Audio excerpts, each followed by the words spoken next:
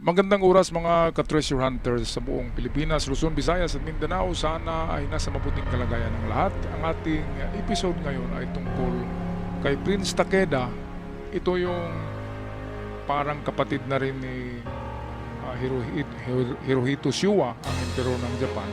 Ito ay first cousin niya, si Prince Takeda Tsunihisa. At merong treasure codes in kanji ang prinsipe na ito. Si Prince Takeda ay isa sa membro ng tinaguriang uh, Yori no Kin. Yori no Kin or itong The Golden Lily. Ang The Golden Lily ang parang ano yan tinalaga ng emperor na grupo na namamahala sa pag-ipon ng kayamanan ng buong Asya. Buong Asia, Cambodia, Thailand, Java, Malaysia, Indonesia, Singapore, Philippines, China, Manchuria, Tibet, Cambodia, ano pa ba? Thailand, nabanggit na natin yan. Kaya merong mga Golden Buddha galing ng Cambodia at Thailand. At yan ay galing sa mga Buddhist temple. Kaya the Golden Buddha, ang mga Buddhist statues. Karamihan yan ay gawa sa bronze, pero merong tinatawag na gilded or gold-plated na mga Golden Buddha. Kaya hindi lahat ng Golden Buddha na ibinaon ay ginto. Karamihan yan ay made of bronze, tanso, at ang iba ay gold-plated, hindi solid. Wala namang kakayahan ang mga Buddhist na magtunaw ng solidong ginto. Kaya yung legend ni Rogelio Rojas, na sabi ay 1 ton daw na Golden Buddha, disputed pa rin yon na solid gold kasi karamihan ay gilded or gold plated. Pwedeng tanso yon tapos binalot ng foil of gold, nakabalot ay gold talaga, foil of gold sa mga statues. Pero ayon sa research ko, hindi mga solidong ginto ang mga Golden Buddha, lalo na kapag malaki ito. Minsan ay gawa lang talaga to sa bronze, ang iba ay gawa sa bato, and then kinabiran nila ng manipis na parang foil na ginto. Okay, so ito na si Prince Takeda, siya yung namamahala ng 175 treasure sites ng emperor. Ibig sabihin, siya talaga yung pinagkatiwalaan ng emperor na mamamahala sa pagbaon, pag-supervise nitong 175 sites all over the Philippines. Hindi lang yan sa Luzon, meron din sa Visayas, at karamihan ay diyan sa dito sa Mindanao, karamihan ay doon sa isla na yung matamis na mga mangga na isla, na bilog na isla. Ano bang pangalan ng lugar na yun? Sa Zamboanga malapit yun. Ang mga treasure dyan ay nakapalibot sa baybayin kasi bilog na isla yun. Yung may matatamis na mangga dyan sa Zamboanga, bilog siya na isla, and then sa baybayin binabaon yung mga kayamanan ng emperor.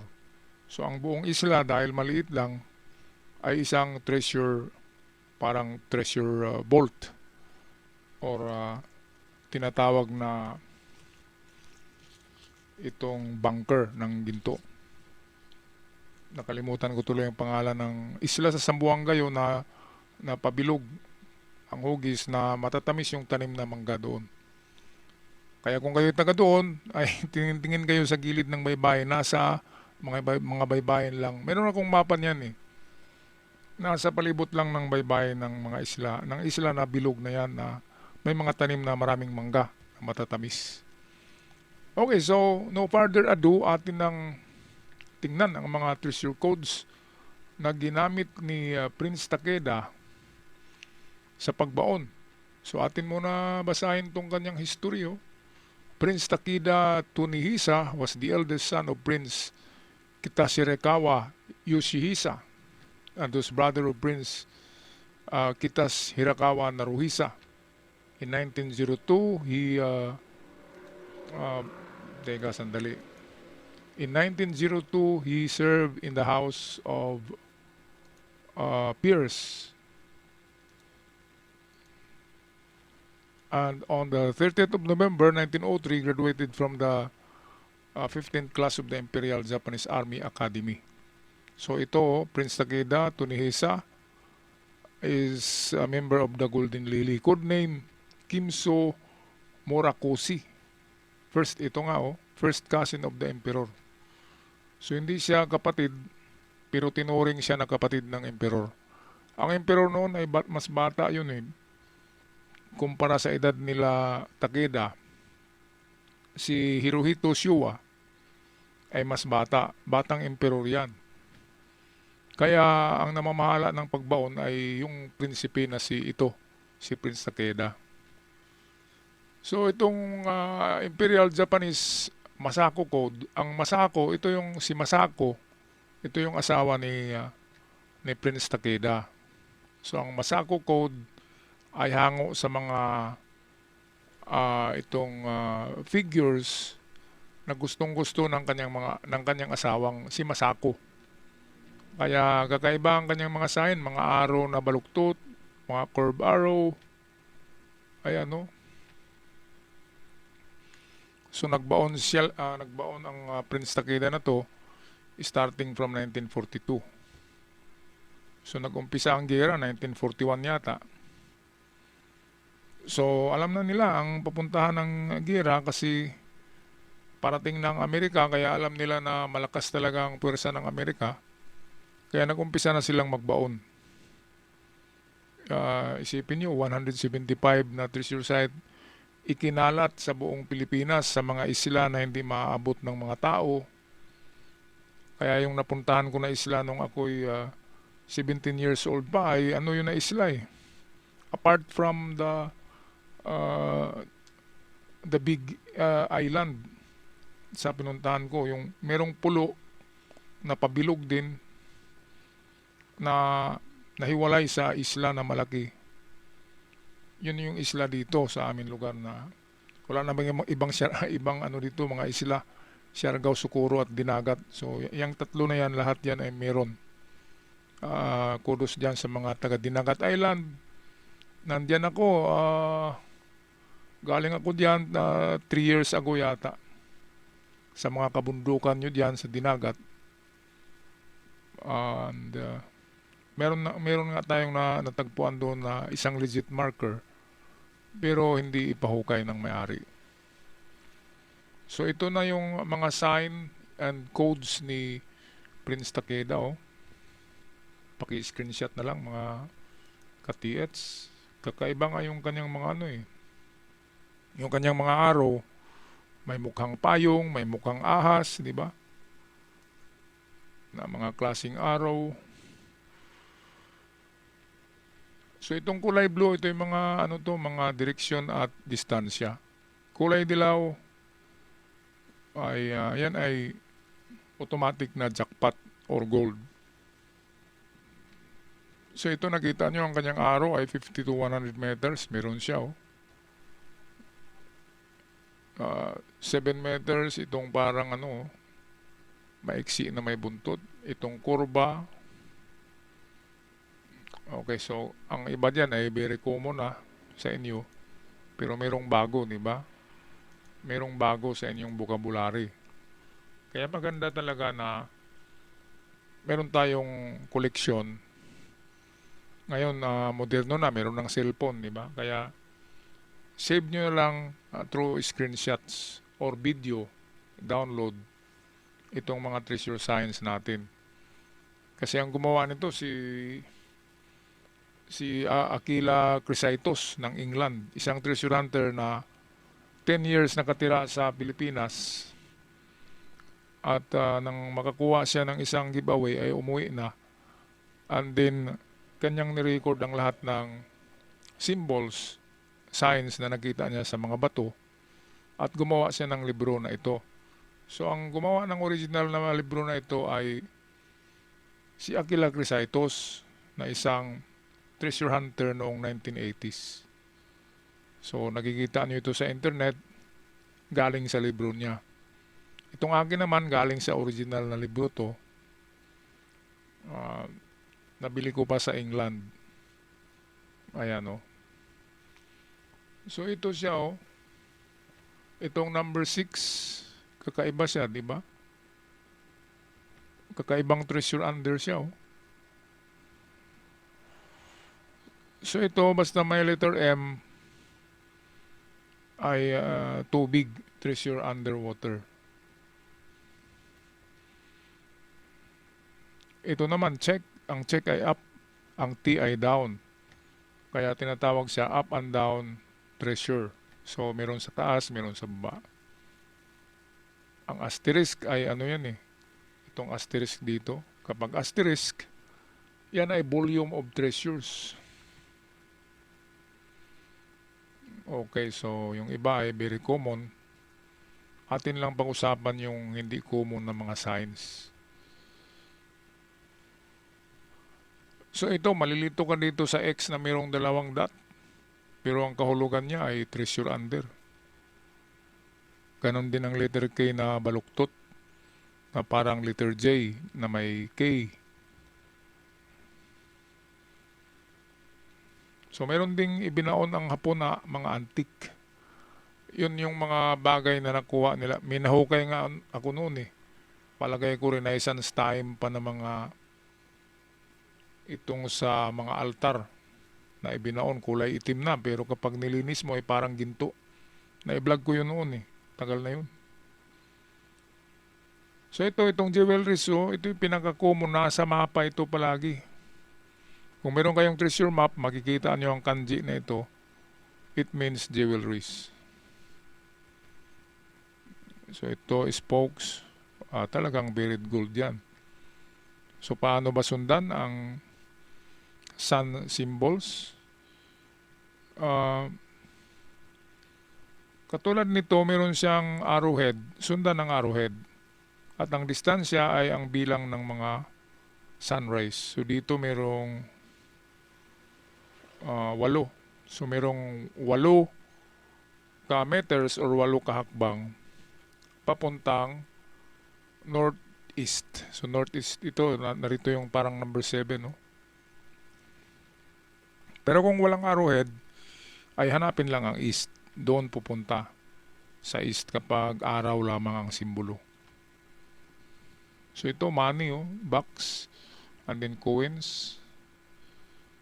Itong plus, ito yung distansya to, ito yung 10. And then arrow. Ganun pa rin, northeast ang tinuturo ng arrow, northeast, 10 distansya. So pwedeng 10 hakbang, 10 yarda, 10 metro. So patuloy tayo. Ditong anong kakaiba dito na symbol? Itong arrow na mayroong bilog. Parang female sign siya. Oh.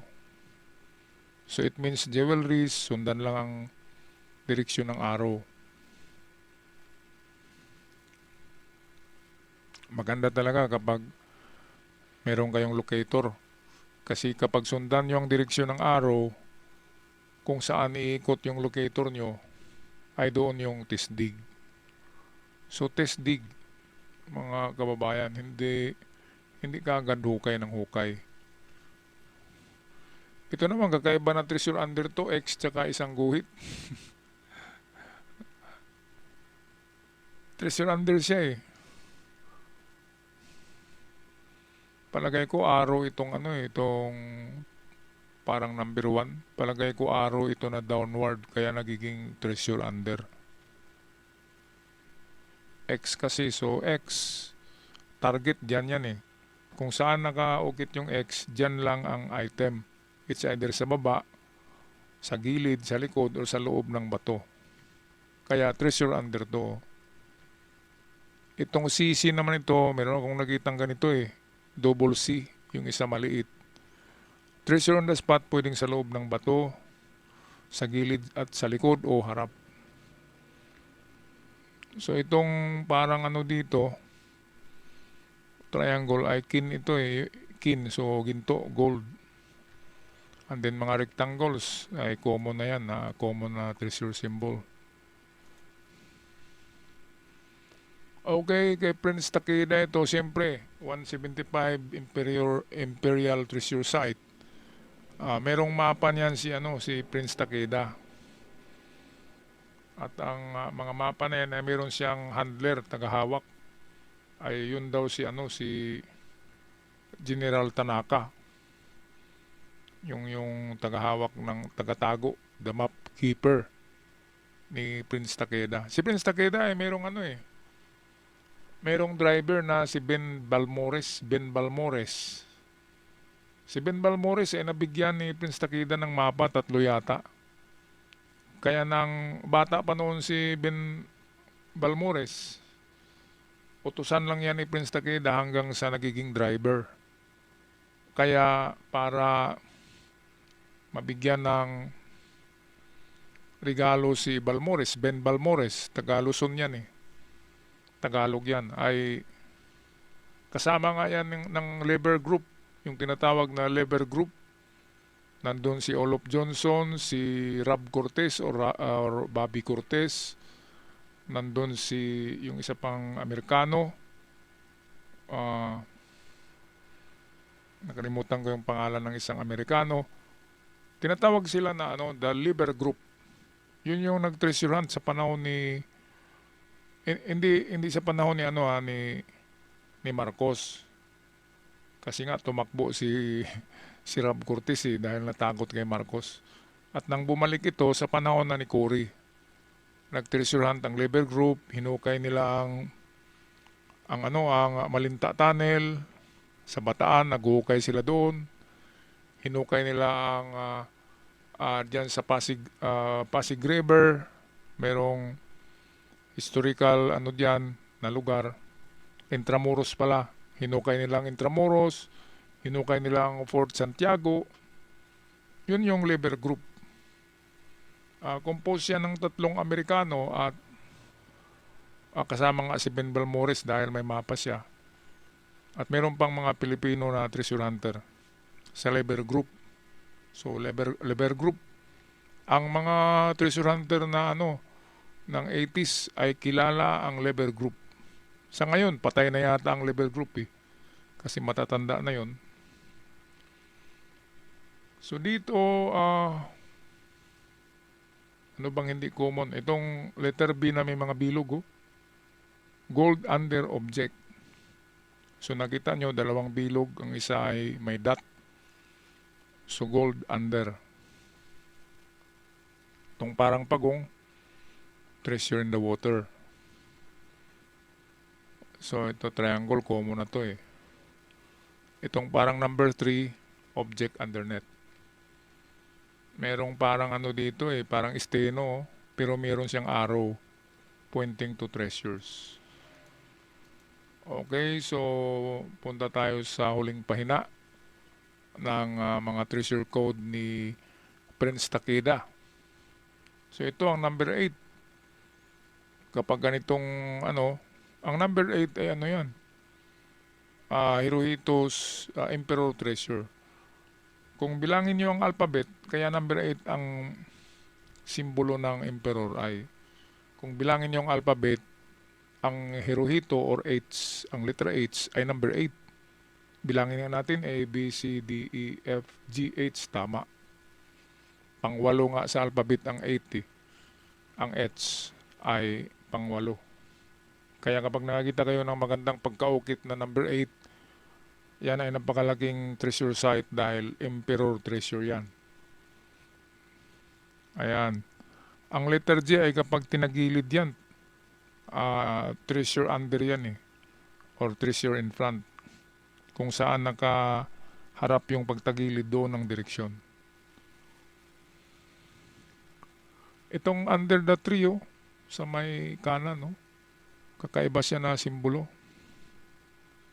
So itong 3 arrow, kapag ganyan na parang buto ng isda, points down to gold. So nagturo siya kung nasaan ang ginto. So kung 3 yan, pwedeng 4 meters ang short arrow So ito, distansya nito ay 12 to 15 meters. Pwedeng 5 din yan. 3 araw yan na dinikit. So magkatabing pyramid at square, under pa rin siya. So maganda talaga kapag may bakhuin ka agad. So itong mga kulay pula, ito yung mga danger. Mga booby traps, poison gas, sign of death, danger. Ayan. So laging tandaan ang mga hugis na yan.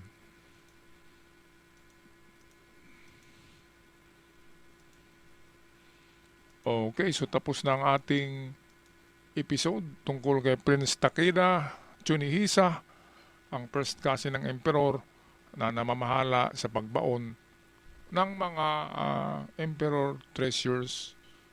Pero sa kasamaang palad, engineering brigade ang nagbaon niyan. Ang bunker niyan ay pinakamababaw ay 30 meters deep. Ang tunnel niya na pinakamababaw. Pero meron siyang 2 hanggang 3 giveaway na pwedeng makuha. Ang Emperor Treasure Site ay hindi nag-iisang bunker yan. Pwedeng meron siyang tinatawag na medium deposit na itong 4 na direksyon ng kompas, yan yung pinagbaunan nila ang mga dulo niyan. Kaya palagi meron silang tinatawag na central marker sa gitna at yun yung reference ng kompas nyo at hanapin nyo na lang ang north, south, west, east. Lahat ng dulo ng direksyon na yan ay may mga load yan. So pwedeng 4 hanggang 5 ang laman ng Emperor Treasure Site. Yung pang-5 ay nasa gitna na yan sa tinatawag na shaft. Yun yung pinakadaanan nila, yung gitna. Okay, so tapos na ang ating episode na very interesting. Siya nga pala si Prince Takeda, ang paborito niyang tula o kanta ay ang Sakura. Kapag nagpabaon daw yan ay kinakanta niya ang Sakura. Yan ay Japanese national song noon. At ang litra ng Sakura, kanji, mayroong 3 karakter yan. Sa bawat gilid niyan ay number 5. Sa gitna ay arrow. Letter D ang gitna niyan. At ang sa ay parang 5. Ang ku ay parang arrowhead. And then ang ra is parang 5 din. Kaya ang number 5, kapag nakita nyo, kapag nakatatak yan sa bato, yan ay Prince Takeda Treasure Site na pagmamayari pa rin ng Emperor. Alright, so ako'y magpaalam na. Maraming salamat. Huwag kalimutan mag-subscribe sa mga bago pa lamang. Hanggang sa muli mga katigets. Sana ay surtehin kayong lahat sa pagukay. Bilis-bilisan nyo. Malapit na ang bill ni Paul na ipagbabawal na ang treasure hunting sa buong Pilipinas. Kaya bilis-bilisan nyo ang pagkuha ng inyong mga nakabaon